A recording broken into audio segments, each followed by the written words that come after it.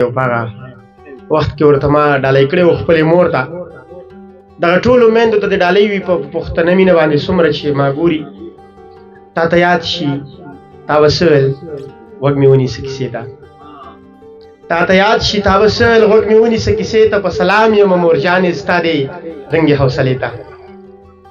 تا زما په ماشومتوب کې څه خوندونه را پیدا کړل. لږ څه حد کې به دې ګوره ستوري څو ځایه جدا کړل. دا چې ښکاري کل جهان کې دغه ستوري په اسمان کې دا چې موږ ته په خندا دی یو دغه دی یو دا دی. دا دوه ستوري چې ښکاري یو بیبي دی یو بابا دی.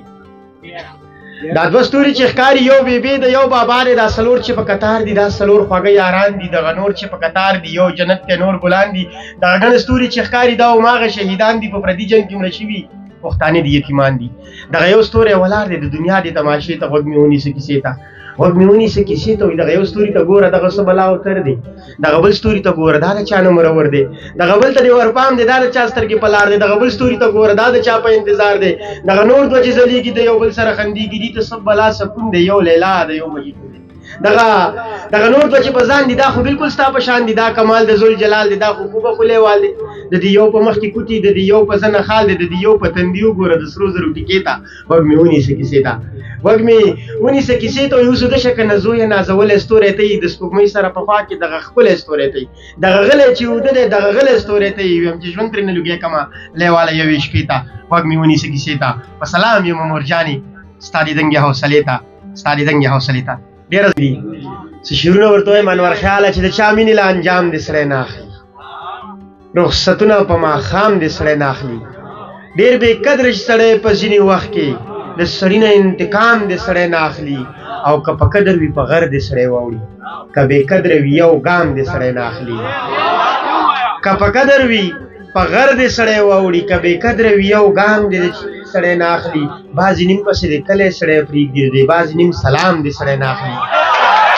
نه بعضې نیم پسې دې کلی سړی پرېږدي د دې بعضې نیم سلام دې سړی نه اخلي. او دې ساده لیوال ته ووایه یارانو د یو چا نه ما مدام دې سړی نه اخلي. ډېره زیاته مننه کومه دغه زلمي ته واده مبارکي وایم. دغه د کور ټولو خلکو ته مبارکي وایم. دغه سالکانو راته دا کاغذ راکړی دی دا به هم وایم. ټول مې په جمع باندې سلام هم قبول کوي ټول ځوانانو ته. درمان صاحب څه شعرونه درته وایم.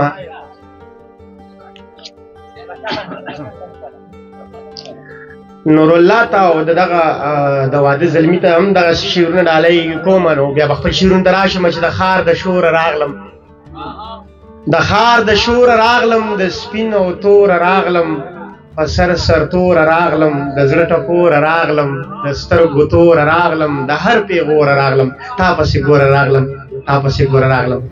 ډېره زیاته مننه. دغه نظم درته وایم چې ډېر د لوړې راخطا شوم د یو چا نه چې جدا شوم.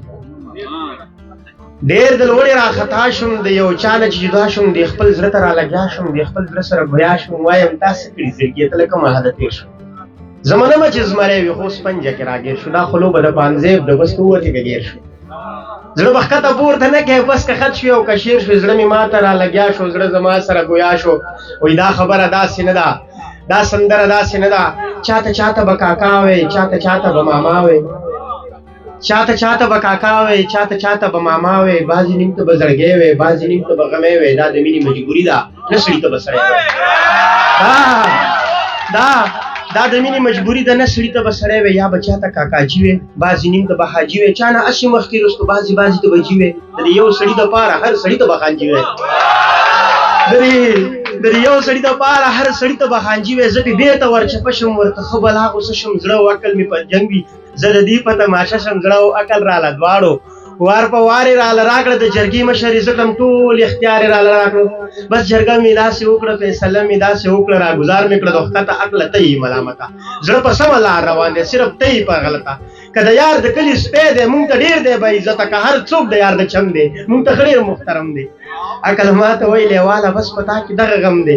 بس صنم دی او صنم دی بس صنم دی او صنم دی.